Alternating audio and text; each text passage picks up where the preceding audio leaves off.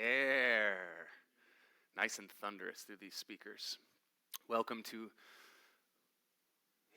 TakeOut. We are starting a new book tonight, which is exciting.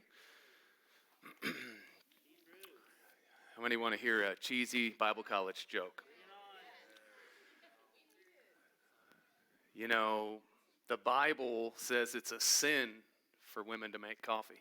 Oh my goodness. It says it clearly says Hebrews.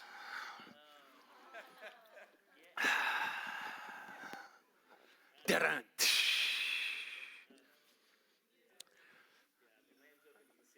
Yeah.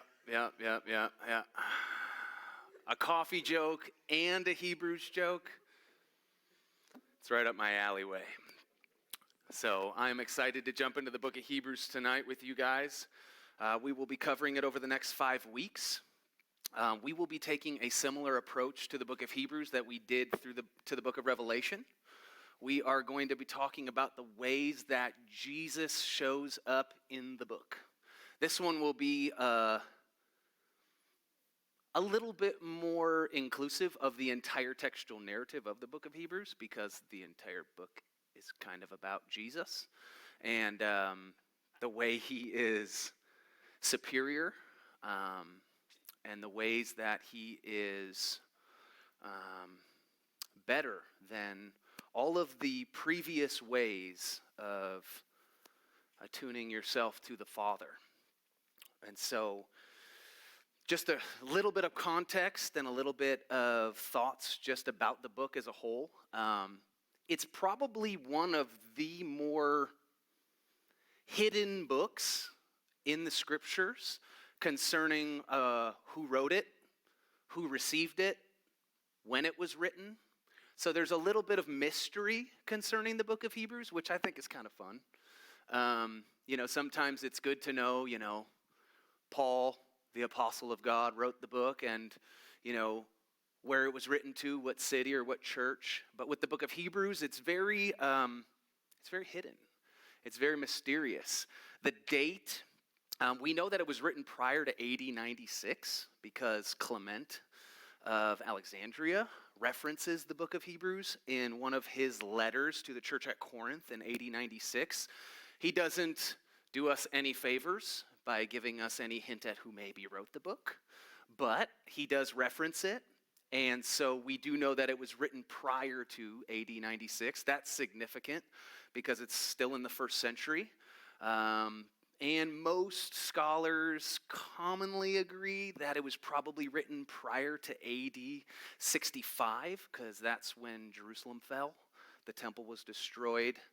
And it references in, I want to say, in chapter 3 and in chapter 10 about them persevering through persecution, but not to the point of bloodshed. We know that things got particularly worse for the Christian culture in Jerusalem and in the nation right around the Nero in AD 49. But like I said, we don't know who wrote it. The greatest assumption based on the Hebrews that was given to the book, we don't know if that was actually titled by the author. We just make an assumption based on the context, and also some later writers attain the name the Hebrews in the similar way to the book of Romans. The Romans was attached to the book. And so the assumption is, and it's pretty widely accepted, but there's not a lot of internal evidence for this, that the book was written to the church at Jerusalem, most likely. This is fun. As a cool fact about the book that I thought was quite interesting, that many think that it might have been a homily that was preached, that someone, which is why the language is so not Pauline. It's structured similar to the book of Romans. Even when you look at it and you think through it, it's very similar to the book of Romans, which would make sense because Paul wrote an intensely Gentile book to the Romans, that potentially he maybe wrote an intentionally Hebrew book to the Jewish people, but it's all speculation, which is kind of interesting. But thought it was very interesting that it could have been a sermon. and somebody preached, and some really, really, really brilliant human being, because the Greek is incredibly detailed, and also very educated is probably the best way. Some people think that it was a Pauline homily that Luke wrote. Luke was very educated, the doctor of Paul, so it could have been him. But again, like I said, all speculation. I think it's very interesting that the main theme of the book, and if you continue to think through it and you continue to track with us, even through the ways that Jesus shows up, that this book is a Hebrew thought process, fully detailed and explained. And the primary emphasis and focus and reason for writing is just how to approach God. The book of Leviticus is obviously the core of the Hebrew law, and the first part of it is all about how to approach God. And so the Hebrew letter, the letter to the Hebrews, for it to be mainly thematically covering how we approach God just makes a whole lot of sense, right? Okay, so it's just kind of a classic Hebrew train of thinking. We are going to just cover chapters 1 and 2 tonight. I'm going to cover a whole lot of scripture next week, hopefully not in a very in-depth way. We'll kind of float around. We're going to talk about Jesus, the Son of God, tonight. And we are going to talk about Jesus the priest next week. And we're going to talk about, what are the other three, Jay? I just know my two. Oh yeah, Jesus the mediator, and then Jesus the author and perfecter of faith, and Jesus the same yesterday, today, and forever. So I have a feeling that these are all going to be very unique and very different. Tonight's will be, I'm excited for tonight. I think tonight's going to be really good. Before we start reading, we're going to read the first couple verses. We're going to probably read the first 5 verses to start. We're going to unpack those very in depth. And then we'll kind of float through the rest of chapter 1 as it quotes a whole bunch of Old Testament passages and puts them in line with Jesus' superiority over the angels. And then we're going to transition into chapter 2, and that's where it really takes shape of what this means for us. Okay? So that's just a little bit of overview. Before we start, there's 3 things that you actually have to accept before we start reading this book. Okay? The author opens up the letter in saying, where is it? He says, God, after he spoke long ago to the fathers in the prophets and in many portions and in many ways. Okay? So the first thing we actually have to agree with and we actually have to say yes to is that God speaks. The author doesn't argue that God speaks. He declares God speaks. So if you have a hard time with God speaking, then this is going to be a hard book for you. So if you have a hard time with God speaking, I would love to pray for you at the end and believe God that he would open up your ears, because God is always speaking. He's not just speaking in human language. He's speaking in everything going on around us. He's speaking through entertainment. He's speaking through culture. He's speaking through your neighbor. He's speaking through the person that cut you off this morning on your way into work. He is always speaking. And so I believe that this is going to be a fun book to dive in, because God we're going to learn in different ways that he has spoken to us. The second thing that we have to agree with, or we have to face and we have to admit, is that the past has bearing on the present. That is something that we are seeing accentuated in our today's culture, a progressive way of thinking, and this is normal throughout all of history. There's been a progressive way of thinking that wants to ignore the past and the present and just live in the future. And so we have to admit that if God has always been speaking and declaring his majesty and declaring his son through the prophets and through the fathers throughout all of history, that all of that has bearing on our present status and where we're presently at in the age of the Lord. And the third thing that we have to, before we read, is that God, the revelation of God through the Son, is not only superior, but final. that God is speaking to us through his Son. These are the first three things. So let's go ahead and read. Yes, the three things are that God speaks, okay? The past has bearing on the present. And the third is that the revelation of the Son is not only that he is superior, but it is final. Okay? Baxter Kruger says something very interesting. If you know who he is, maybe you have a strong opinion about him. That's fine with me. But he says, all of existence and knowledge about God needs to be reevaluated in light of the appearing of Jesus. I'm going to say that again. He says, all of our existence and all of our knowledge about God needs to be reevaluated in light of the appearing of the Son of God. The reason why is because he declares the Father. And so everything that was supposed or thought of concerning the Father, concerning the Old Testament scriptural narrative, now is made exceedingly clear in the appearance of the Son. All right, chapter 1. We're going to read the first 5-ish verses, yeah.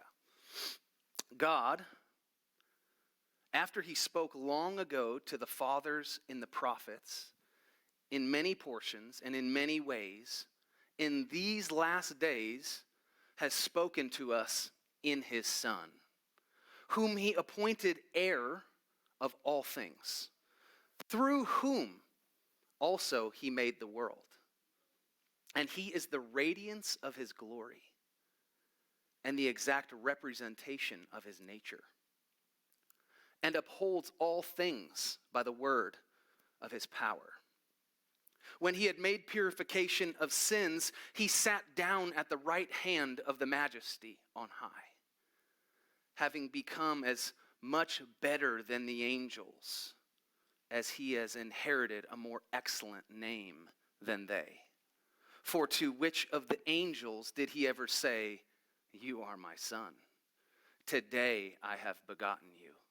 And again, I will be a father to him, and he shall be a son to me.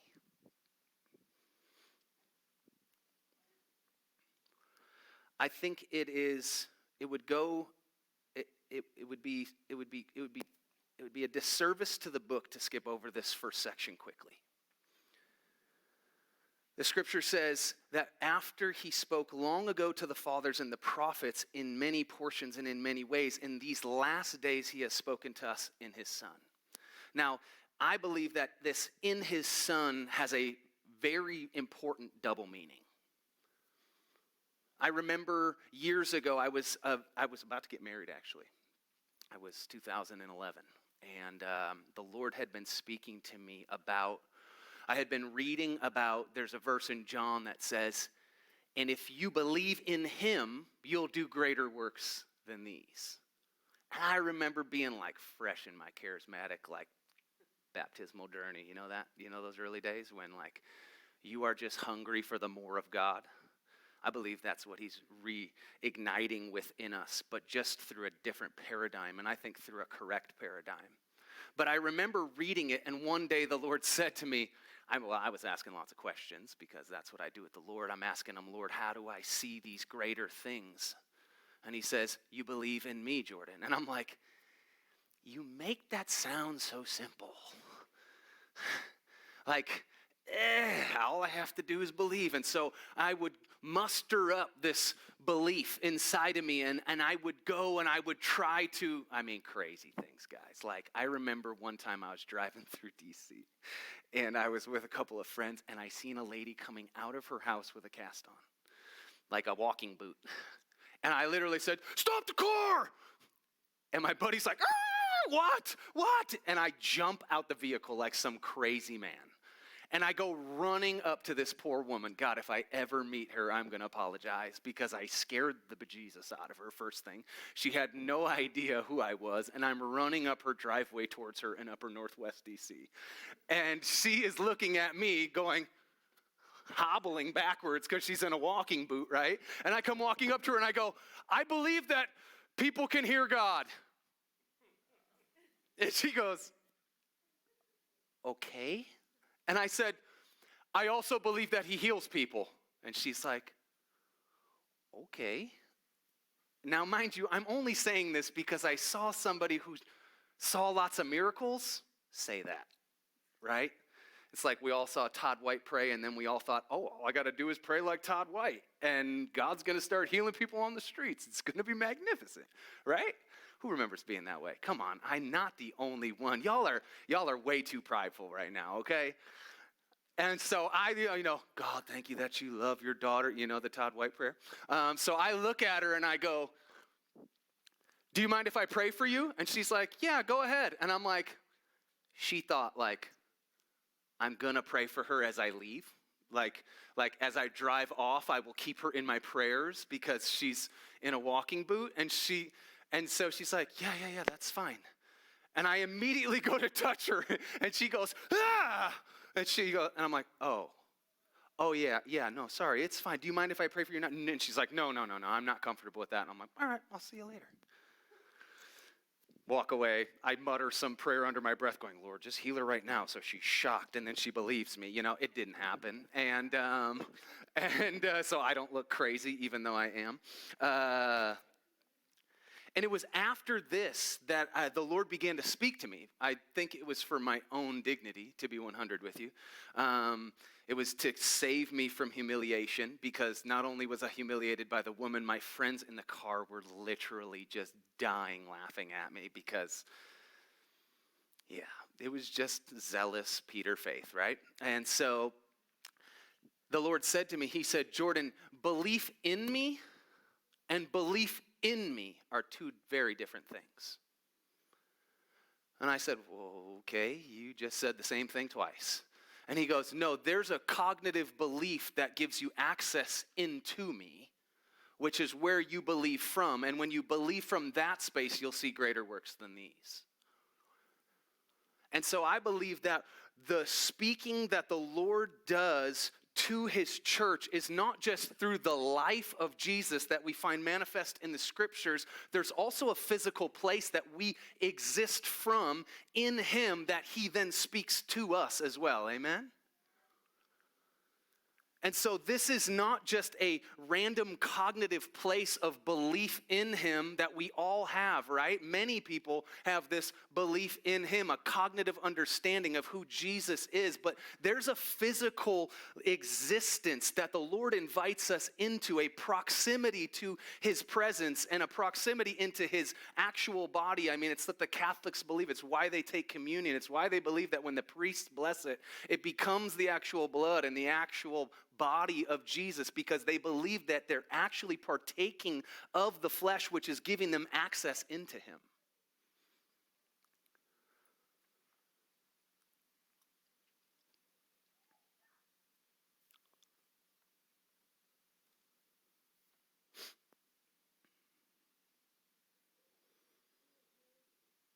This isn't in Hebrews, but I wanted to read it.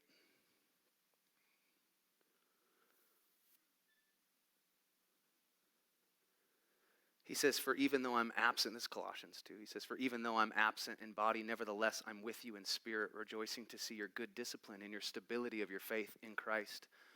Therefore, as you have received Christ Jesus the Lord, so walk in him. Having been firmly rooted and now being built up in him and established in your faith just as you were instructed, and overflowing with gratitude. When you begin to understand and you begin to see this in him paradigm, this in him thought process, this in him reality that Jesus wants us to understand and to exist from, you begin to see it all over the scriptures.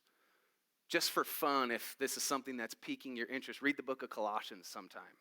And just highlight every time Paul says in him. Read the end of the book of John and read John 13 to 17 and read how many times Jesus says, in me, I am in you, you are in me, I am in the Father.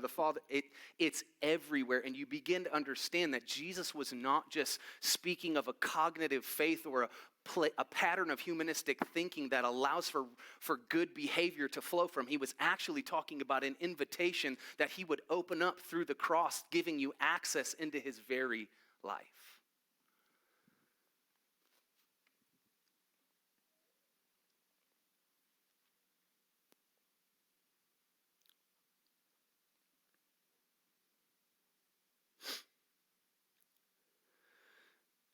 in these last days has spoken to us in his Son, whom he appointed heir of all things.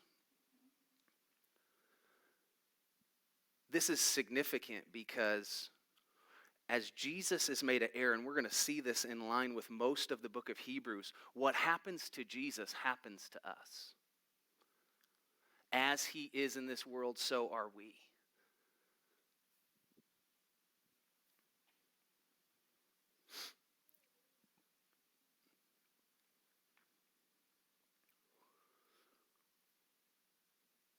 An heir,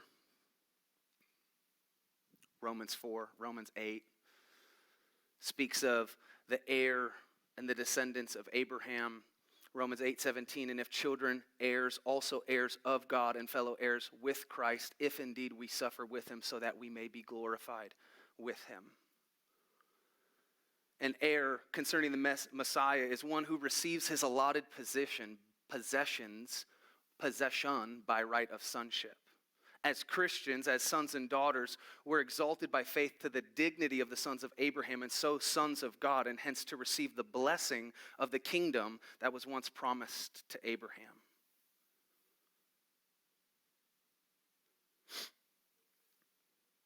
Continuing on, it says, he appointed heir of all things, and through whom also he made the world. The word world here is different than what we would commonly see used throughout Scripture. Most of the time when we see the word translated world, we see the word cosmos in the Greek. The word here is not the word cosmos. It's actually the word eon or aeon. And I want to rap a song, but I'm not going to because it's just not the right place for it right now. But he's appointed heir of all things through whom he made the world, which means he made the age that he is operating within. I don't know if you guys remember, how many was here for the Galatians teaching that I did? Do you remember that? There's the Jewish people believed that they had the age that was, but then the age to come that would be ushered in by Messiah. And so they believed that, so what the author here is referencing is that not only has Jesus been made the heir of all the things, it's not just the earth and the creation. What we're going to see is that now, because, I might be getting a little ahead of myself, the reason that he's now the heir of all things and not just some things is because he was willing to come, enter into humanity, and die.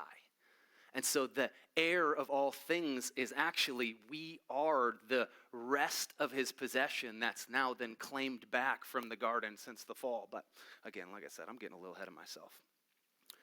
Through whom he made the world. Verse 3. And he is the radiance of his glory, the exact representation of his nature. I love this because radiance is a word that means reflected brightness. You might see in your footnotes, if you have your Bible, there's a big word that I guarantee Jason Peaks has said from the pulpit at least once in his life, and it's the word effulgence. I read it and was like, that's a Peaks word. I don't know why I've never heard him say that. You've said it before, haven't you? You've said effulgence before. I'd say maybe. See? This is my prophetic insight, word of knowledge just operating. It's beautiful. We can laugh in church, guys. We don't have to be quiet. Just because we're in Bible study doesn't mean we have to be so serious. The scriptures are fun as well as challenging and beautiful and hard. So we can have some fun. It's really okay.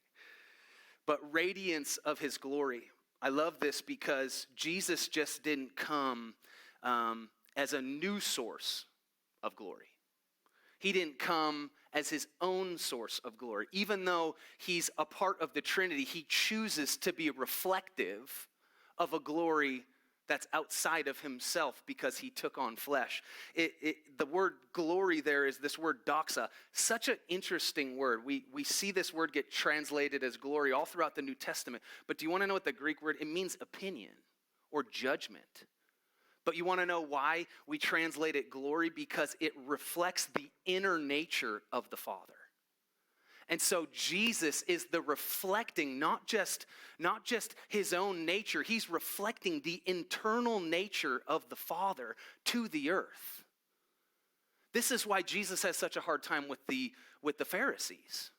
Because they were reflecting an outward nature of glory, but their inward nature was a dying tomb. Meaning they were able to perform what they thought glory might look like, but it wasn't flowing from the source of who the Father was. Meaning they weren't reflecting any glory from the Father, but just righteous behavior that they deemed as right. And so when the Son comes and he is the expressed image of the Father, he is the one who comes to reveal the Father. He comes not just as his own source, he comes as a radiance of the glory, the internal, inward, personal excellency of God the Father, revealing that to the earth. Guys, this is good. Maybe it was better for me today. It's fine. It says, and he's the exact representation of his nature. The Greek word here for exact representation is the word we get the English word character. It's charakter, or character. You could basically just say it in English. It's the same, pretty similar in the Greek. But I love this because it speaks to the precision in which Jesus came to reveal who God, his Father, was. It speaks to a tool that was used to make precise reproductions. It's the exact representation that the Son chooses to reveal of his nature. This is the word hypostasis, which is a theological conundrum, and it's also a word that's going to show up much later in the book in a very famous verse, Hebrews 11, chapter 1, that says, faith is the substance, the hypostasis of things hoped for. And so from the very beginning of the book, the author is choosing to utilize a certain set of language to reveal not just who Jesus was, but what it means for us to actually have faith in him. Hypostasis is a word that means foundation.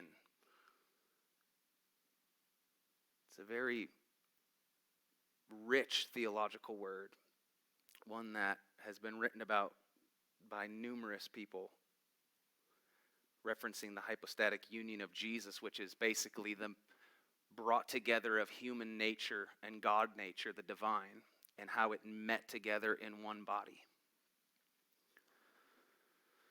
This is what we all experience when we set and operate in faith. And then it says, and he upholds all things by the word of his power. This is a word that we almost themed this entire teaching off of. We almost decided to utilize this word Pharaoh, or furrow. It's the word that gets translated upholds here. But I think a better translation of the word means to move things forward, or to keep going. If there's one thing that I have been constantly saying to myself and to people in this season who have found themselves in all kinds of very interesting predicaments, some good, some bad, some comme ci, comme ça. Sorry, that's my French coming out. I always thought that was a better description of okay. Comme ci, comme ça.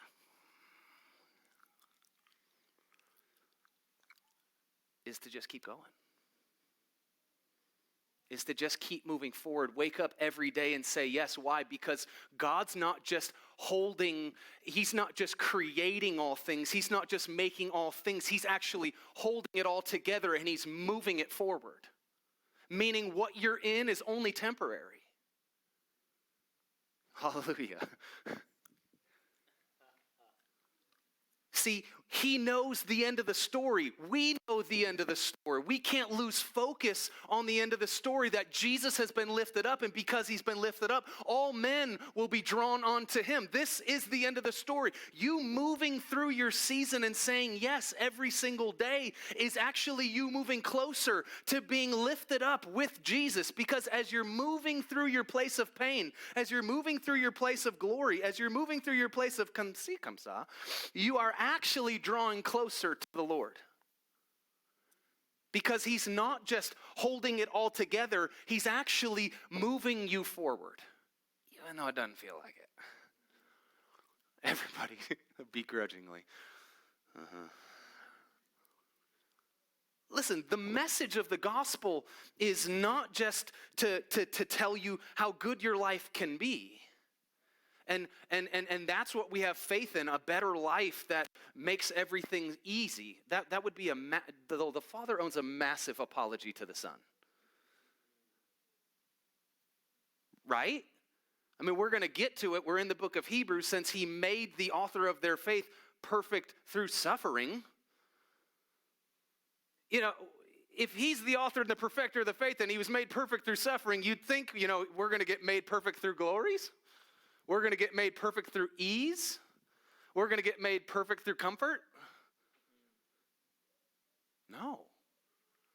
But the author knows what's coming for those who place their faith in him. And when they do, he says, just keep going. It's okay. He's moving all of our existence, all of humanity, all of creation towards a point that we all know is going to come. And we can all have hope that that's going to come because we know it's coming. Because he said it. And Pastor Jason said on Sunday, he's not a man that he would lie.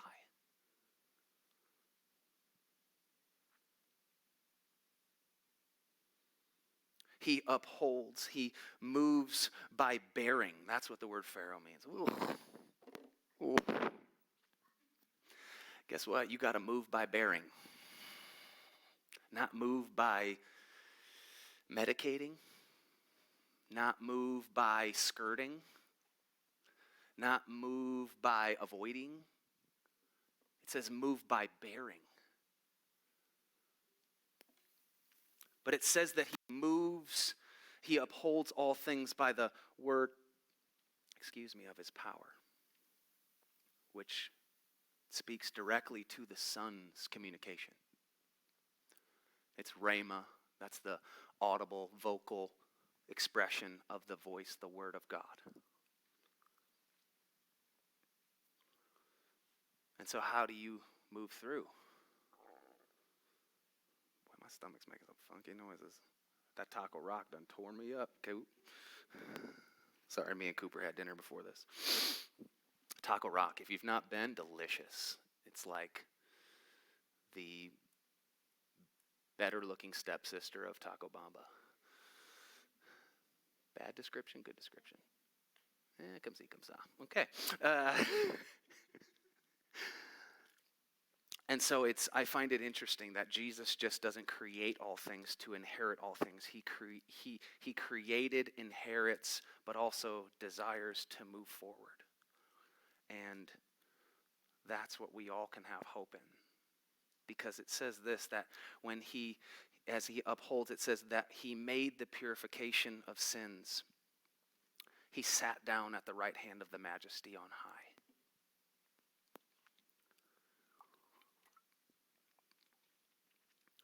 I think I slightly unpacked this on the young adult retreat, and so I'm hoping I can do a little bit, give you a couple of minutes on why I think this is so significant. It says that he made purification for sins. I think the classic approach in thinking about the purification of sins is that he washed you of all your poor behaviors. He washed you of all of the things your mom told you not to do when you were growing up, right? At least that's how I was classically raised in the church. It was all about the avoidance of the life of sex, drugs, and rock and roll. I'm being 100% serious with you. Like, this is the youth ministry I was raised in. This was the constant conversation I had with pastors. And for whatever reason, I modified my behavior, but my desires never changed. In fact, my behaviors just became curbed from ones that are rejected by the church to ones that are more accepted by the church. Okay, I'm the only one.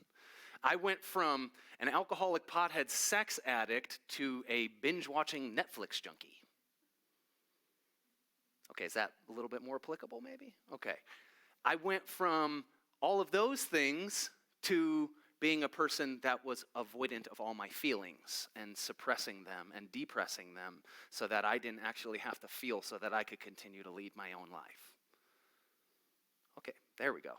Now you guys are starting to connect with me. This is good. I like this. See how this can be conversational and beautiful? It's so incredible. I mean, we're all one. We're all in this together. It's beautiful. See, what I've begun to ask, and this all goes back to something that began to happen to me, and thank God for the pastors, and thank God that they're a safe place.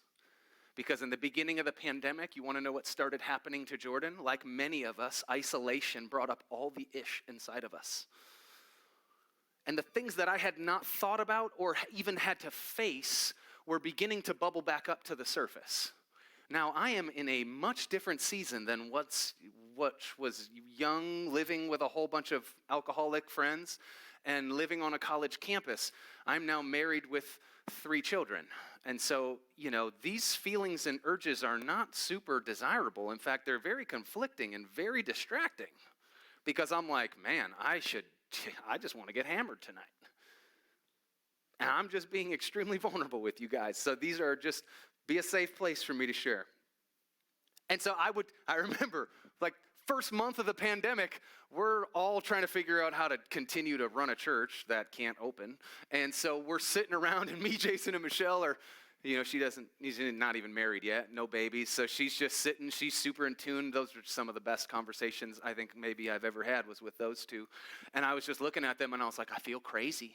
I feel like I got all this stuff bubbling up inside of me. And I'm like, and now I feel like I can't stop it because I have nobody to perform for.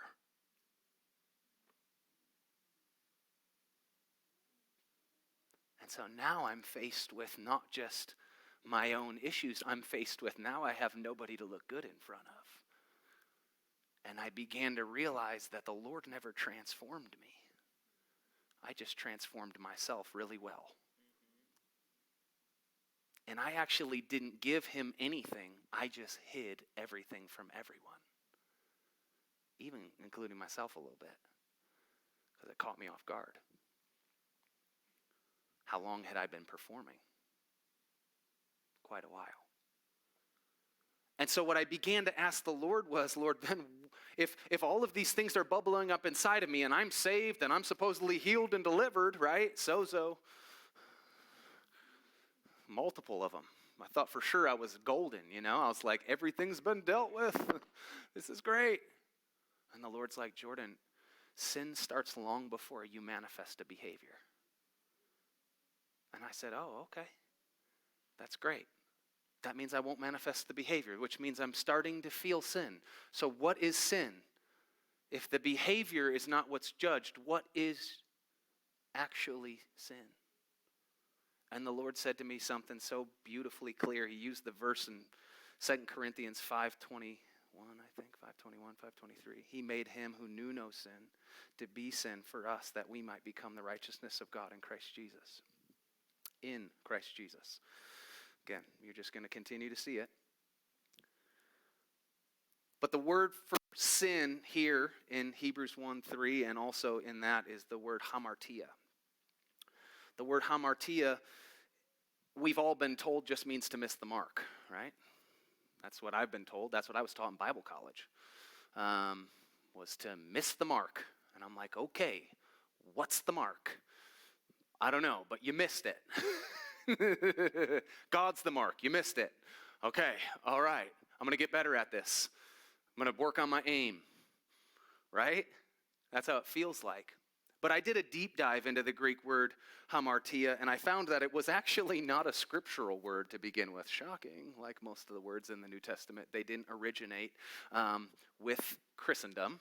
They were just Greek words that people used. And we've now converted them, and we've actually even created a whole biblical language called Koine Greek that we think was just only used for writing the Bible. No. And so I did a deep dive into it, and it turns out that this was a word that was used by critics of Greek tragedy, playwright, stories. And it was used to describe the main character, the hero of the story, that has a fatal flaw that is unknown to him. In all regards, he's the favored, chosen, exalted one in the story, but there's a part of him that he has no idea will keep him from actually becoming who in all other regards is. And I said, Lord, that's much different than smoking weed. That's much different than going to the bar on Friday nights. What am I missing? Because I can't clearly see it if that's what hamartia is. If I'm the hero of the story, and in all other regards, I'm favored, highly chosen, I am the hero of the story, which you all are. But there is something that Jesus didn't have, that we all do.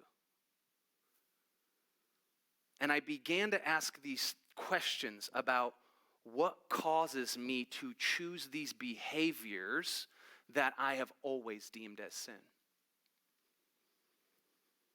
And this thought that I came to was that I have false narratives and delusional thoughts about who God the Father actually is.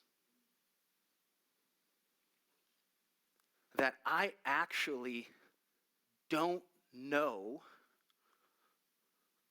or my thinking concerning him has been influenced by my own existence. We all know what projection is. We all know that our wounds of our earthly fathers, we tend to project onto our heavenly Father. In fact, I thought, because my dad was always kind of a good dad and was kind of always around, and me and him, we had a great relationship, that I didn't even ever really have too many father wounds outside of just the pain of my parents' divorce, which I experienced in 5th grade. But even while separated, my dad and I, bros. And then something happened. I began to have these questions asked to me by the Lord. And I told the pastors this, I told Pastor Alvin this, that I realized that God is actually coming for my delusions about him. He's actually coming to reveal who he actually is. And in that place, when I begin to deal with my actual father issues, that I will begin to deal with these things inside of me that say, I need to help myself get out of this feeling. And so he came not just to reveal the Father, he came to reveal the Father, but in the process of revealing the Father, he came to show you the extent and the measure in which the Father was willing to go to show you how much he loves you and about who he actually is. See, in the garden when Eve reached for the tree, do you know what it says, what she did before she grabbed from it at 8? Do you want to know what it says? It says that she saw that the tree was good. She saw that the fruit was good. Do you want to know what the Father's described as? Good.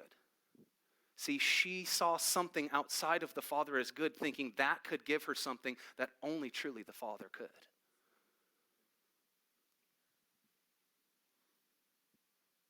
See, sin starts inside of you when you stop thinking the Father's good.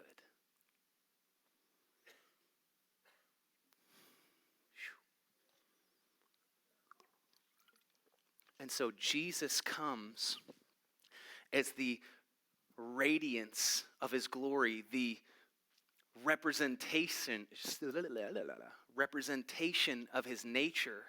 And he comes to make purifications for all the delusions about the Father that you have. And he does that by coming and revealing the Father by saying, when you see me, you see the Father. If you had known the Father, you would know me. And he comes and he is obedient to the will of the Father. And what does he do? He comes and he's in this moment in the Garden of Gethsemane and he's wrestling with what? The will of the Father. I don't want my will, Lord. I want your will. See, I'm convinced this, and don't pick up stones to stone me quite yet, but I'm not convinced that Jesus knew exactly what he was supposed to do from the moment he was born. But want to know what I'm convinced of? He always knew who his Father was. There was never a shift or a shadow of a doubt who the Father was. And because he knew who the Father was, he knew that what the Father was leading him towards was only for his good. You want to know how you persevere and have hope through trials and suffering? You know who your Father is. Your hope, if it's hard in this season, it's because you're wrestling with, is God the Father he declared through Jesus?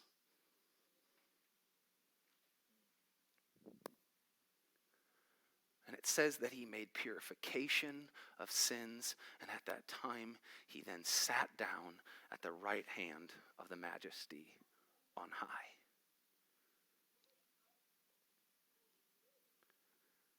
I believe that when he actually deals with our sins and our delusions about who the Father is,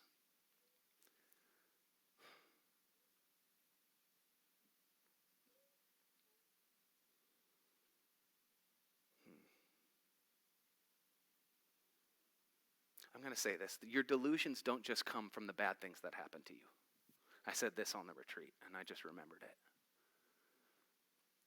Your delusions about who the Father is don't just come from the bad, traumatic things that have happened to you via your parents or via life. They actually come, I heard this a couple weeks back, and talk about one of those like broken glass moments where you just can't stop thinking about it or unhear it. She said, there's two different types of trauma. You have trauma A and trauma B. And she's like, most of us all know trauma B. And that's trauma bad. All the bad things that happen to you. But trauma A is another form of trauma. And that's a trauma that comes not by bad things that happen to you, but all the things that you need that go unmet. What? Wait, what? See, from a very young age, I was taught to meet most of my needs. In fact, all of us were, right?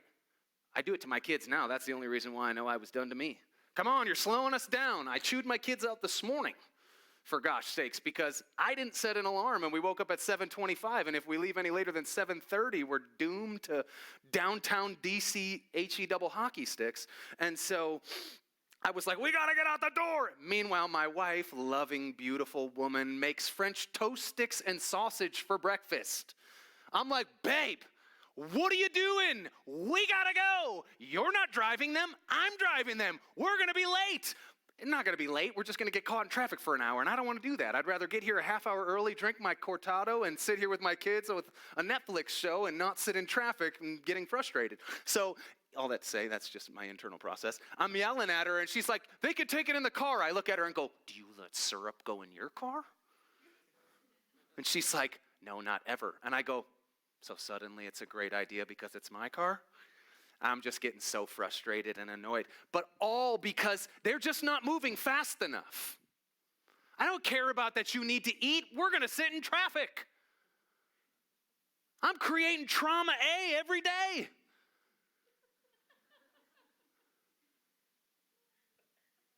But it's okay, because you want to know what this is all about? This isn't about being perfect. This is about acknowledging that you're not the Father. This is about acknowledging that, like, when I get it right, it's because of him, not because of me. And when I get it wrong, it's because of me and not because of him. But see, I was raised to meet all my own needs. I mean, like, this is what I do. Like, this is my hope. This is why I love 4 and 5-year-olds, because they're starting to do all the stuff I have to do all the time for them younger than that age. I'm like, finally, the kid can wipe his own butt. The amount of times Isra sits on the toilet going, Dad, wipe me. And I'm like, give me 5 minutes, kid, come on. And he just sits there with a dirty butt crack because he won't even try to wipe his own butt. But anyways, that's besides the point. Hamartia. all of these delusions about God all flow from you even trying to meet your own needs. None of us know how to receive from one another because we were never able to receive from the parents that we love the most. But the beautiful thing about a child, and this is why I think God asks us to enter into the kingdom as a child. I heard this and it just completely rocked me. Because this is what we do. Psychologists have said kids' defense mechanisms is always to keep their parents as the hero of their story. It doesn't matter what bad things happen to them. They always view their parent as the hero, and they have to. Because if they're not, then they're not safe.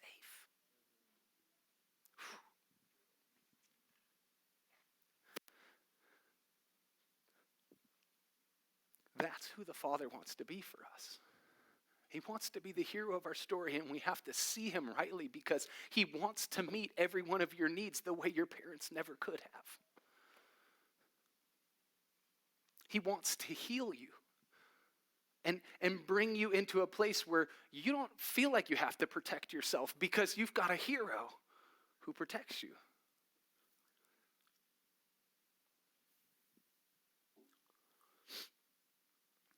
So now we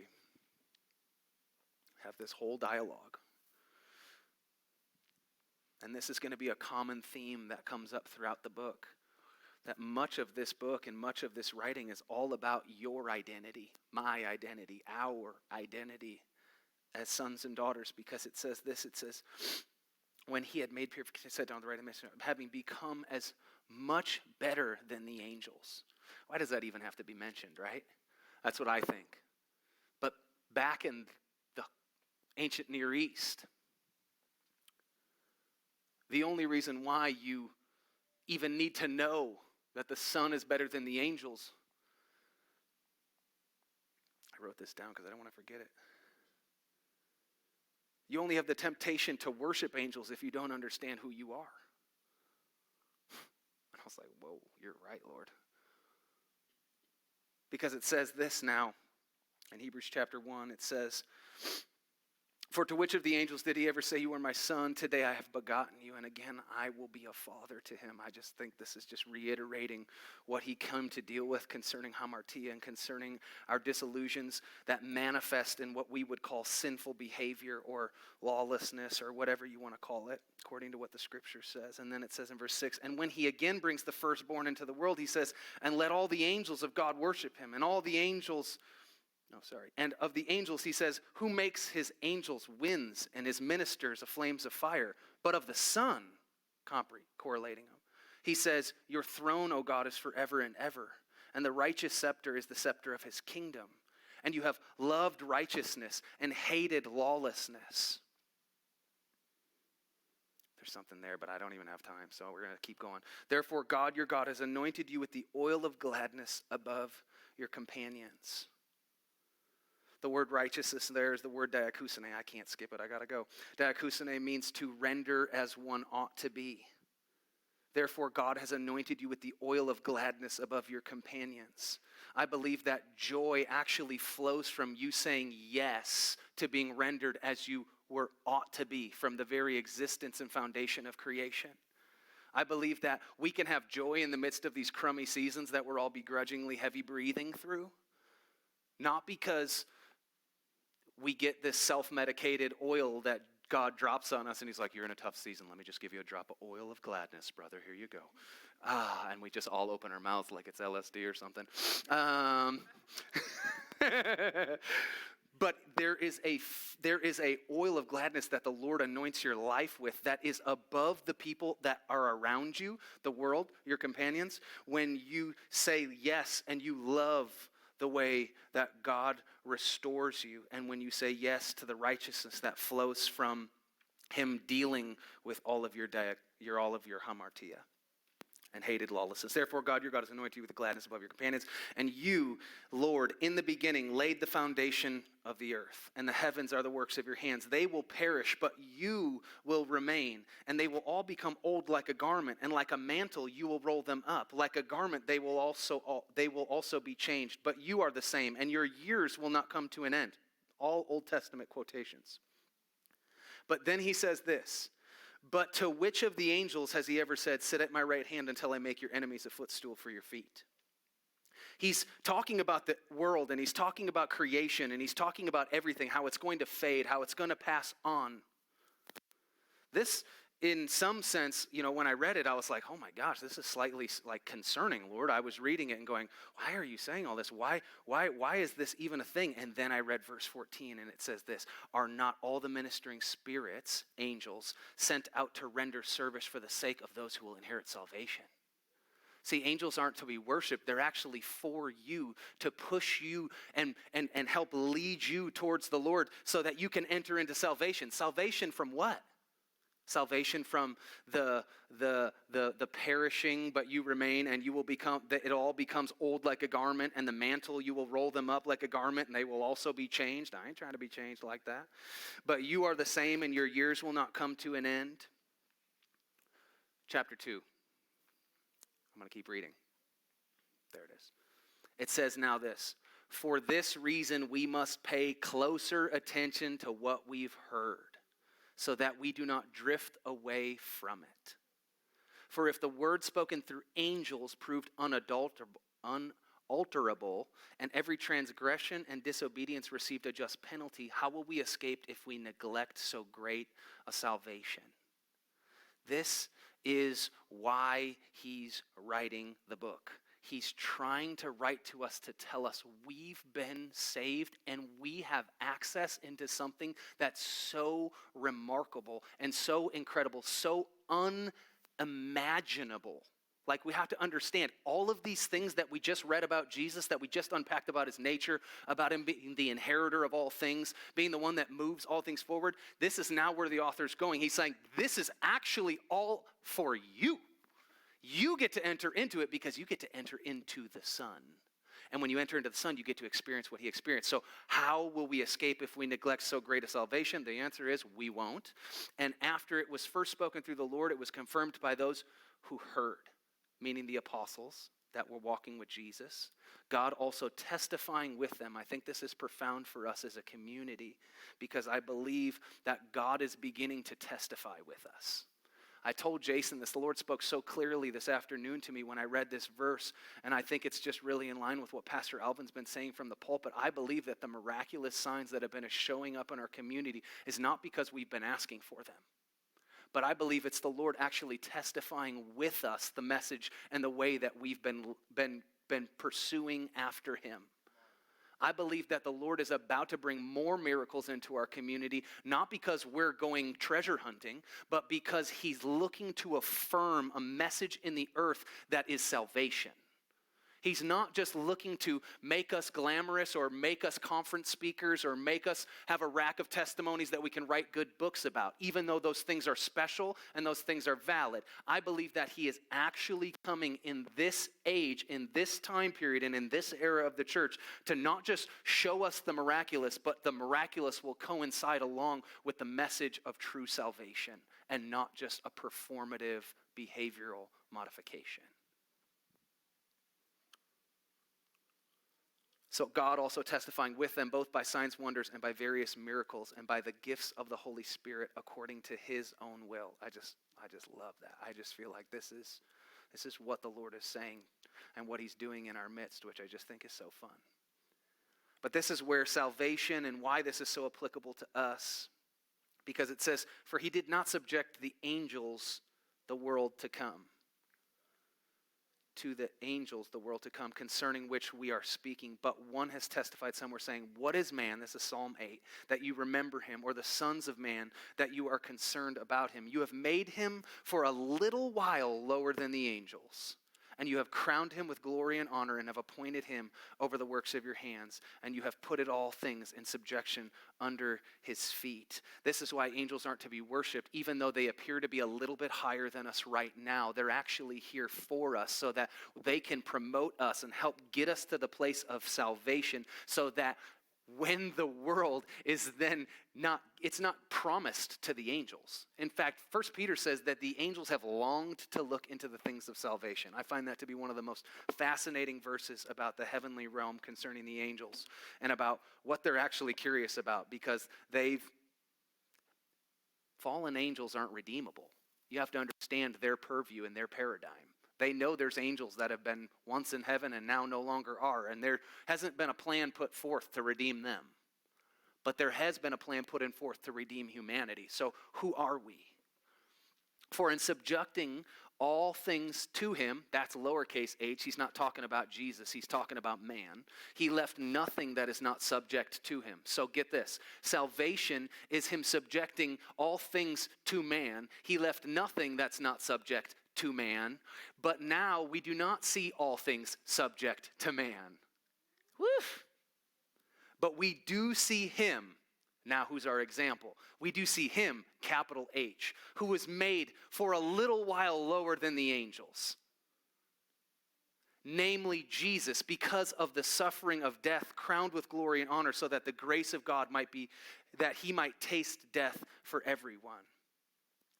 This is where things get so absolutely profound about why Jesus, the Son of God, why he comes to take on flesh. For it was fitting for him, for whom are all things, and through whom are all things, in bringing many sons and daughters to glory, us, to perfect the author of their salvation, Jesus, through sufferings. For both he who sanctifies and those who are sanctified are all from one Father. I love this because there's a verse in 2 Corinthians that Paul says, I don't even judge myself. In fact, if you throw me in front of the courts and they begin to judge me, I don't care. There's no conscionable sin that's inside of me. I only subject myself to one, and that's the one who judges the motives of the heart. I love this because oftentimes you want to know what I said in the beginning of 2020 when those feelings came up inside of me? Lord, I don't know how to deal with these things. Because they're not manifesting into behavior. It's not like I need to change my arena. It's not like I need to move out of the party house. It's not like I need to break up with my girlfriend anymore, right? Because that's all the things I did when I got saved, right? Broke up with the girl I was sleeping with. Stopped hanging out with my party friends. I'd already got arrested, so the drugs dried up quick. But, it was all of those things. I don't have a behavior to change. Lord, I don't know how to change this inside of me. He's like, yeah, he who sanctifies and those who are being sanctified are all one. And I'm like, well, then what? And he goes, I'll deal with it. I'll transform you. I'll sanctify you. You don't have to sanctify yourself. You can't. You tried. See what happens? You just punt it down the street a little bit further until you just keep walking with your family, and then it shows up when you're 45 and not 35. And so I laid myself at his feet and said, I need you to sanctify me. Okay, keep going. For which reason he is not ashamed to call them brethren, saying, I will proclaim your name to my brethren. In the midst of the congregation, I will sing your praise. This is an incredible quotation from Psalm 22. If you know anything about Psalm 22, Jesus quotes Psalm 22 on the cross. He says, my God, why have you forsaken me? That's the early part of the psalm. The Jewish people have always attributed Psalm 22 to the Messiah. I think this is incredible because this is at the end of Psalm 22, and now this is the product of salvation. He says, I'm going to declare your name in the assembly, in the midst of my brethren, or in the midst of the congregation, I will sing your praise. And again, I will put my trust in him. This is now him quoting, I will put my trust. And again, behold, I, the Son, and the children whom God has given me. This is where I believe that the Son actually came, and he had the same responsibility that we have. Yes, he didn't have hamartia because he had a perfect father, and he had perfect family structure, and he had all of those things. The cycle wasn't reproduced through him because his father was God, and he just knew who his father was. But he had to trust the Father the same way we do. Behold, I and the children whom you gave me, I will put my trust in him. And again, behold, I and the children whom God has given me. So trust and faith, these are all things that the Father is moving us towards. We've been talking about them for months. Verse 14, therefore, since the children share in the flesh and blood, so this is what we have to do with Jesus. This is what Jesus did for us. I love this. Therefore, since the children share in the flesh and blood, he himself likewise also partook of the same. And this is is just so profound. I believe that this is the access into the gospel. I believe this is the original revealing that the Father actually desired to do through the Son, that through death he might render powerless him who had the power of death, that is the devil. And he might free those who through fear of death were subject to slavery all their lives. What does it say? Sin, you're a slave of sin. That's what Romans says. And so where does sin actually come from? It comes from that you actually are afraid to die. You're afraid that death is coming for you. And so you're doing everything in your possibility to preserve your own life because you're not trusting the Father who's good and who entered into death on your sake so that you never have to be afraid of it ever again. Okay, for assuredly he does not give help to angels, but he gives help to the descendants of Abraham. Therefore he had to be made like his brethren in all things, so that he might become merciful and faithful high priest in things pertaining to God, to make propitiation for the sins of the people. For since he himself was tempted in that which he has suffered, he is also able to come to those who are tempted. That's us. Jesus took on flesh. And I believe that what he experienced on the cross when he says, my God, why have you forsaken me, is that he is experiencing not a real separation from the Father in the same way we are never separated from the Father. What he was experiencing was a delusional thought about his Father leaving him. And so he says, my God, why have you forsaken me? He actually became sin for us so that we might become the rendered as we ought to be, the righteousness of God in Christ Jesus. To bring that entirely full circle. But he takes on flesh because he needs to experience the same temptation that we do every single day to say, God, my circumstances are not lining up with what I thought this would be by saying yes to you. And Jesus says, I am merciful because I experienced the exact same thing. I went through trials. I went through glory. I went through pressure. I went through pain. I went through betrayal. I went through rejection. I went through glory. I went through all of these things. And because of it, I was tempted to think differently about my Father, but I can't because I know who he is. And because of that, he's a faithful priest to come meet with you. And he's a safe place for you to go with all of your delusion, with all of your thinking that's misaligned because of the trauma A and the trauma B that's created who you are and the way that you think. And you can come to him as a safe place and there's no judgment because he subjected himself to it just like we are. That was a fast chapter 2. But that's what a rabbit trail on hamartia will do. Let's all stand up. I want to pray for you.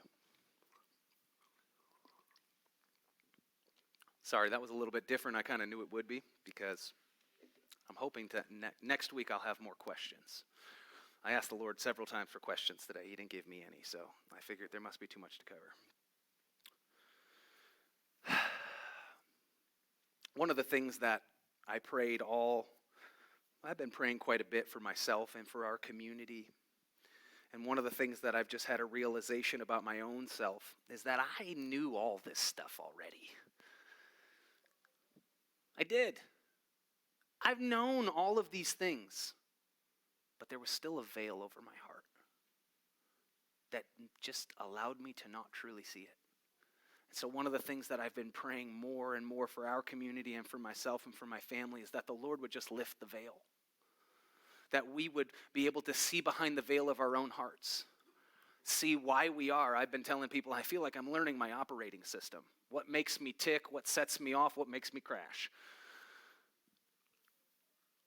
But I believe that there is a prayer that we can pray that shows up in 2 Corinthians about what it's like for the Jewish people to read the Old Testament and how they just don't see Jesus. They know all the information. The Pharisees knew every prophecy about the Messiah. But why? Just a veil. Something so simple that we can ask the Lord to remove. Lord, lift the veil on our hearts. Lift the veil on our brains. Lift the veil on our eyes that we might see you clearly. That we might see you rightly. And so I just want to pray that prayer over you tonight before we dismiss. If you want to break up into pairs after this and pray, if not, if you got to go, I'm 10 minutes late. So, Lord, we love you so much. We thank you. I read the book of Hebrews and I've just been getting so overwhelmed by your goodness. About all the things that you were willing to do to show us the measure in which you desire us. And not only that, the things that you've always desired for us. The place in which in your heart that you have reserved for us. I'm overwhelmed. But Lord, I ask that, Father, that information would not be what we cling to, but we would cling to you. And so, Lord, I ask that as we cling to you, you would lift the veil so that the information would become revelation. That we might see you rightly, Lord, that we would begin to have hope again as we begin to focus the lenses of our heart to see you, that hope would rise,